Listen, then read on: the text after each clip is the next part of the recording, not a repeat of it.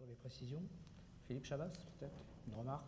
Oui, moi je voulais plaider pour la diversité des... On a beaucoup parlé de la diversité des origines professionnelles, mais la diversité des statuts, moi, ça me paraît quelque chose de fondamental parce que les volontaires, les jeunes apportent une remise en question, casser un peu les codes. Quand on regarde, si on compare un certain nombre d'autres milieux professionnels, certaines grosses entreprises, des administrations qui sont en train de crever d'endogamie, parce que tous les gens individuellement qui les composent sont très intelligents. Si on les met tous ensemble, ils deviennent idiots parce qu'ils ont tous la même formation. Et je pense que c'est ça, contre ça qu'il faut que le microcosme ONG lutte aujourd'hui. Et cette diversité va nous... J'espère que c'est cette diversité qui va nous permettre de continuer à avoir cette faculté d'indignation. Pascal parlait d'enthousiasme, moi je dis c'est plutôt de l'indignation. C'est quand même une partie de notre métier, c'est d'essayer de casser les cadres dans lesquels sont enfermés les gens qu'on va essayer d'aider. Moi j'ai pas mal recruté, et au début quand Handicap International a commencé à se poser la question de recruter des juristes, moi j'ai dit non, on va quand même pas recruter des juristes qui vont nous apprendre comment il faut faire pour respecter les règles. Il nous fallait des juristes qui disent comment on fait pour casser les cadres juridiques qui vous sont imposés. Donc je pense que c'est cette diversité et dans le recrutement et métier et dans la formation qui va faire qu'on va rester dynamique. Je ne suis pas persuadé qu'on va y arriver, ça c'est aussi un autre sujet d'institutionnalisation des ONG, mais je pense que Ronnie n'aime pas les catégorisations et l'introspection. Les motivations, moi je pense qu'il y a quand même un espèce d'équilibre au fond qui s'installe. Qu'est-ce qui fait un bon salarié d'une ONG? C'est un espèce d'équilibre entre trois. Il faut marcher sur un trépied entre la professionnalisation, le militantisme et l'éthique. C'est un trépied qui fait qu'on est équilibré. Mais il n'en faut pas trop dans chacun des... Si on n'est pas professionnel, c'est le boxon, ça ne marche pas. Si on l'est trop, c'est l'assèchement, il n'y a plus de regard sur l'autre. On est juste des victimes, on soigne des gens, mais on n'a pas de rapport individuel. Le militantisme, c'est indispensable pour faire bouger les choses, mais s'il y a trop de militantisme, ça devient du prosélytisme et on est sûr d'avoir raison, on n'écoute plus l'autre. L'éthique, il en faut un minimum, mais si on a trop d'éthique, c'est l'inhibition de l'action parce que de toute façon, rien n'est parfait, on n'est pas capable de faire des compromis. Donc je pense que quel que soit son métier, quel que soit son statut, quelle que soit sa place dans la hiérarchie d'une ONG, il faut arriver à se construire autour de cet équilibre entre les trois pieds du trépied. Merci Philippe pour effectivement cette image qui parle d'elle-même. Alors, quelle que soit la nature... C'est pas très dynamique, un trépied. Hein. Ah, Ronnie. C'est pas très dynamique. Oui, d'accord. L'apôtre du déséquilibre. On n'a pas vu les trépieds bouger beaucoup. Oui, mais c'est pas un déambulateur, c'est un trépied, c'est pas la même chose. On n'est pas en handicap international. Sur la question de la nature des ONG aussi, vous vous interrogez beaucoup dans les sondages que on a pu faire dans les différents masters. Vous vous posez beaucoup aussi cette question aussi de vers quelle ONG aller. Alors, urgence, pas urgence, développement, autre chose, etc. Et ce qui est assez frappant, c'est de voir aujourd'hui quand même qu'il y a une grande diversité parmi vous dans le fait d'aller vers tel ou tel secteur. A priori, l'image qui était évoquée tout à l'heure d'un humanitaire qui serait uniquement auto-centré sur l'humanitaire d'urgence, voire encore plus centré que ça sur les sans-frontiéristes, c'est pas si juste que ça à lire vos questionnements et les sondages qu'on a pu faire avec vous. Et on va le voir maintenant avec quelques exemples d'étudiants ou de jeunes professionnels. L'engagement humanitaire dépasse largement les 4 ou 5 grandes ONG que chacun vise, voire le système des Nations Unies. Je voulais passer la parole par exemple à Vincent Pradier, qui est chargé de mission au réseau étudiants et développement, qui doit avoir un micro. Voilà, si tout fonctionne bien. Bonjour à tous. Moi, c'est Vincent Pradier. Alors, mon réseau, vous le connaissez beaucoup moins. Forcément, on n'a pas la même taille que les poids lourds du secteur qui sont à mes côtés. Alors, moi, en plus de ça, je suis tout juste diplômé d'un master d'un institut qui s'appelle l'Institut d'études du développement économique et social de Paris 1, formé en 1953. Alors, je ne sais pas si c'est le premier ou pas, mais il est relativement vieux, et tout juste engagé dans le réseau en tant que volontaire de solidarité internationale. Donc je connais plus ou moins la thématique. Alors nous, on a un petit réseau d'associations étudiantes. Enfin, quand je dis petit, c'est 1300 associations tout de même, d'étudiants, donc des ingénieurs, des médecins, des universitaires, donc des personnes en sciences sociales, des juristes, et aussi des jeunes qui tous les jours font des projets de développement, de solidarité internationale et d'humanitaire. Donc nous, on a un peu une porte d'entrée aussi d'une frange de ce que vous êtes vers ce milieu-là de la solidarité internationale, de l'humanitaire, du développement. Et puis, bon, c'est un rôle qu'on joue depuis 20 ans, donc on a pu un peu analyser un peu l'évolution de l'engagement des jeunes et les caractéristiques de l'engagement des jeunes. Parce que c'est vrai qu'après, à entendre toutes les personnes qui sont là à côté, il y a des choses sur lesquelles, nous, effectivement, on est un peu sur d'autres secteurs, notamment la question de l'engagement bénévole. Quand j'entends M. Broban dire qu'effectivement l'humanitaire n'a pas forcément c'est un peu évolué et puis a arrêté d'engager des bénévoles. Bon, nous on a des associations de notre réseau qui travaillent au Mali, qui travaillent au Niger, qui travaillent en RDC, qui travaillent en Corée du Nord.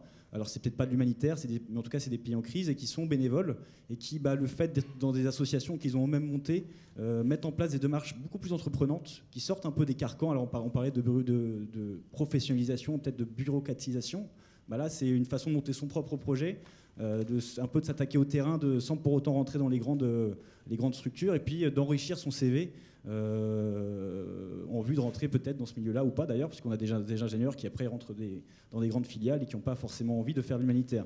Mais nous, cette idée qu'on défend un peu de l'engagement bénévole, c'est de dire en s'engageant dans ces secteurs-là, c'est aussi vecteur de citoyenneté, d'ouverture sur le monde, et quel que soit le métier qu'on exercera plus tard, on sera peut-être un peu ouvert. Après, c'est vrai que la question de la professionnalisation reste quand même prégnante. Puis une deuxième chose aussi, reste quand même beaucoup prégnante sur la qualité de l'engagement. Ça n'a pas été trop dit, la question de la marchandisation aujourd'hui de l'aide. Le fait que oui, ça devient un secteur concurrentiel avec beaucoup d'acteurs. Alors déjà au sein des ONG et des associations, quand la mienne, elle pèse 600 000 euros par an de budget, contrairement à des associations d'humanitaires, 200 millions d'euros par an. On n'est pas du tout sur la même échelle. Et puis par rapport à des acteurs privés, qui fait que effectivement la question de l'engagement, l'engagement dans ce milieu-là, et puis la suite de l'engagement, elle est quand même relativement complexe. Et quoi qu'il en soit, nous on promeut vraiment cette idée que s'engager dans l'humanitaire, c'est quand même aussi une bonne forme d'apprentissage un peu de la citoyenneté et de l'ouverture sur le monde. Alors après, il y a une deuxième chose aussi sur laquelle on intervient un peu, c'est la question du volontariat. Et là, ça a été dit juste avant. Le volontariat, donc en plus ça, moi je suis VSI, donc je sais très bien de quoi je parle. Le VSI, aujourd'hui, on trouve en tout cas que le volontariat est quand même une forme de plus en plus de précarisation de la jeunesse. C'est-à-dire qu'on fait un stage, puis deux, puis on fait service civique, puis on fait un VSI, puis on fait un VIA, puis on fait un VIE, et si on a de la chance, on fait un VNU. Et on finit à 37 ans, 40 ans, et puis on est sans chômage, sans allocation retraite, parce qu'on a fait 20 ans de VSI. Et c'est vrai que là, je me permets d'interpeller un peu les représentants d'associations que vous êtes, et de vous dire, finalement, pour des associations qui prônent la question des droits de l'homme, du respect du travail, des conditions de travail à l'étranger, comment aujourd'hui on peut continuer dans nos associations à promouvoir des conditions de travail qui sont, excusez-moi, mais pour des jeunes professionnels, complètement pas illégales, mais qui en tout cas ne se reproduiraient absolument pas dans d'autres entreprises. Donc c'est vraiment cette question d'un moment, est-ce que l'engagement bénévole, ça signifie un sacrifice ? Ouais.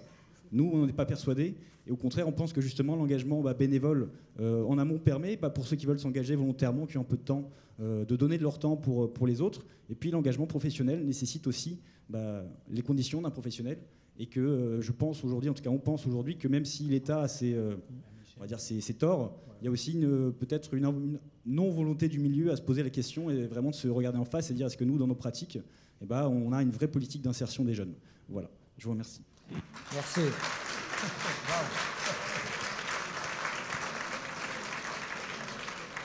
Alors voilà une belle interpellation, effectivement. Mais c'est pas la dernière, parce qu'il y en a d'autres qui vont suivre maintenant. Voilà, la première partie a été un peu cool, soft, comme ça, mais maintenant on va entrer dans le vif du sujet, effectivement, avec des interpellations de ce type-là. Thierry Morisset souhaite répondre, Claire Rieu également, sur cette première interpellation. Oui, alors je vais parler de première urgence à Amy, mais je pense que c'est le cas aussi dans la plupart des organisations qui sont présentées ici.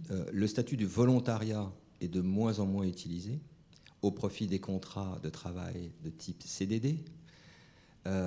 Tous nos expatriés sont salariés, bénéficient des avantages communs à n'importe quel salarié en France, incluant une mutuelle, le rapatriement, la prévoyance en cas de vrais problèmes. Sur place, comme vous le savez, ils sont tous hébergés, nourris, logés, blanchis. Leur salaire, c'est de l'épargne nette. Je crois que les conditions salariales qui sont aujourd'hui offertes pour mon organisation, celle que je dirige, sont assez bonnes, je pense. Et si on a évolué dans ce sens-là, c'était effectivement pour prendre en considération la précarité dans laquelle se trouvaient les expatriés, mais peut-être il y a 10-15 ans encore. Donc pour éviter cette précarité au recours, on était potentiellement générateur de précarité pour les jeunes qui s'étaient engagés ponctuellement dans l'humanitaire, ou ponctuellement, ou pour certains de trop nombreuses années peut-être, et qui rentraient sans rien, c'est un fait. Mais aussi on l'a fait parce qu'on a des concurrents qui sont des ONG anglo-saxonnes, qui rémunèrent très bien leurs expatriés et qui ont parfois aussi tendance à nous piquer nos meilleurs éléments. Donc voilà, c'est un équilibre qu'on a su trouver et pour répondre à votre question, donc, qui était donc très précise. Claire Rieux de Médecins sans frontières.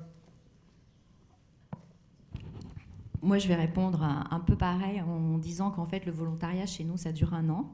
Et puis après, on passe forcément à un statut de salarié. Et le volontariat, tu as une indemnité mensuelle que tu touches qui est, voilà, ça dure en tout cas pas plus de 1 an. Je voulais revenir sur les projets que tu disais plus souples, plus rapides, avec des jeunes qui partent. Mais oui, c'est très bien. Je pense qu'il n'y a pas de raison qu'il n'y ait pas aussi des projets comme ça qui existent. Ce qui est important, et quand on parle de professionnalisation, parce que là, c'est pareil, on peut y mettre énormément de choses et chacun a un peu sa définition. Mais ce qui paraît important, en tout cas, moi, c'est un peu comme ça que je l'envisage, c'est de ne pas accepter, quand tu vas dans un pays moins nanti, on va dire, que nos pays, de baisser tes standards. C'est-à-dire de dire, bon, bah, finalement, comme ils sont dans cette situation, mes standards de qualité, la façon dont je vais appréhender un problème, traiter un patient, en l'occurrence pour Médecins sans frontières, je considère que je vais faire moins parce que, voilà. Je pense que c'est ça aussi, c'est dans la professionnalisation, c'est peut-être juste un outil pour essayer d'arriver à ça. Et effectivement, il y a un risque de bureaucratisation, il y a un risque qui est lié à la lourdeur. C'est vrai qu'on a un risque d'institutionnalisation.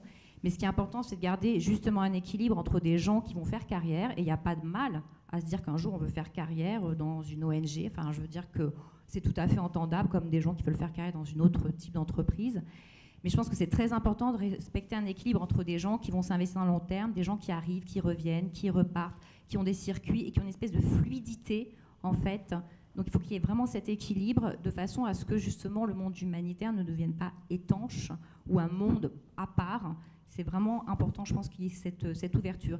Et charge effectivement aux organisations humanitaires de favoriser ça, de favoriser aussi que les gens puissent s'engager un temps et puissent repartir après dans une autre entreprise et revenir après, voilà.